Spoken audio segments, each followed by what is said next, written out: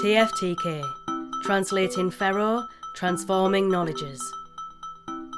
TFTK explores and translates into English the work of Brazilian French historian, theorist and architect Sergio Fero, whose work demonstrates that architecture is based on the separation of design from the construction site.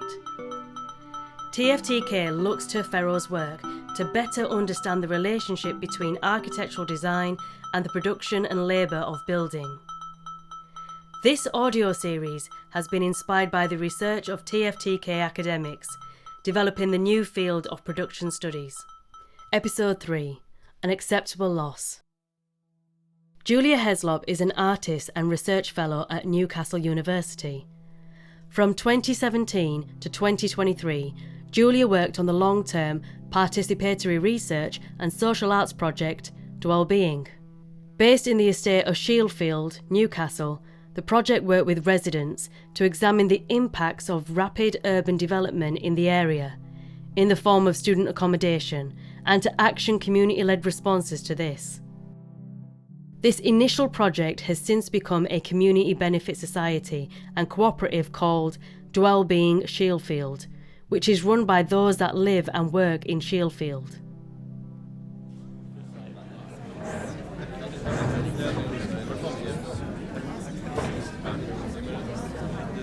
Could I have people's attention, please? I thought we could make a start. I'd like to thank the church for having us tonight and also to everyone for coming along. We're here to talk with you about Shieldfield and the changes that are happening here, and we want to keep you all informed about the future. Informed about how the place is being completely taken over and there's nothing we can do about it. As well as what you've already seen built, there is currently a planning application that relates to a new block of private student accommodation on the north side of Shieldfield, opposite the old church, as marked on the slide here. The proposed development is outside of any conservation area. Whilst there have been some objections to the demolition of the current building, it falls outside any heritage regulations, so it's felt that its loss is acceptable. Acceptable to who, exactly? Well, it's acceptable in a planning context. And what about other contexts? What kind of contexts are you talking about? This context, Shieldfield, the well-being of this neighbourhood and its people. While that is important, we do have to take other things into account, things that might have more weight than the community's opinion.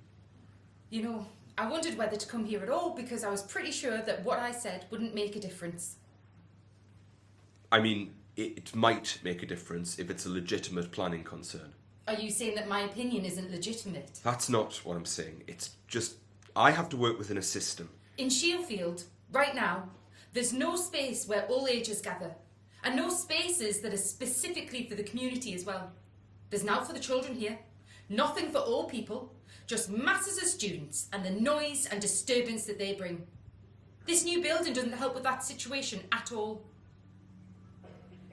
It's really hard, you know, when you've got kids trying to sleep and students are partying outside, running amok. I'm sure that can't be easy. But those things don't matter in the context of this development. They're not material planning concerns. Material?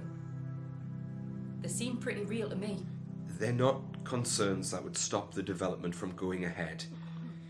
In the national planning policy, the things that you've mentioned about the need for community spaces or issues like noise, they're immaterial. They don't matter. It's very hard for me to hear that what I'm saying doesn't matter. Look, some of your concerns are important. Issues like noise or the character of the neighbourhood being lost. I understand that. It's just that the national planning policy says that if the development proposal aligns with an overall local plan, then it should go ahead. Because this development is in line with the local plan, it is likely to go ahead, no matter what I think or how many people object to it. So you're saying our views don't matter? That the plans are being made and there's nothing we can do to stop it? Unfortunately, that's the case. But we weren't even consulted on the sodding plan. I know the developers think they're doing a good thing. They think this is contaminated land, that it's a shithole. But it's our community. I don't know what to tell you. Money talks, eh? It's how the system's designed. I didn't make it. I just have to work under it. Well, the system makes us feel like we've disappeared, like we're not here. We should be caretaking and stewarding this place for the people that live here, for the long term. Connecting to the land, not having it taken away from us. I don't disagree with you, but the development accords with the local plan, so I'm afraid it goes ahead. I don't have control over that. So the people who plan the city don't have control, and the people who live there don't either.